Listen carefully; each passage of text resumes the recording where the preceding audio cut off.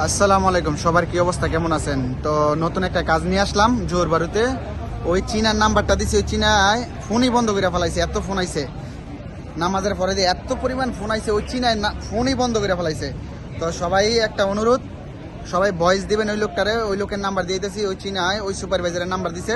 ওই সুপারভাইজারের লোকের টিকটকে কথা কয়ে সরাসরি এখন নাম্বার দিয়ে দিয়েছি। আপনারা ওই লোকের সাথে কথা বলেন, ঠিক আছে?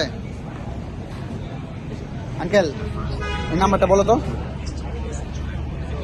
হ্যাঁ, নাম্বারটা উঠান, আপনারা সবাই নাম্বারটা উঠান, ঠিক আছে?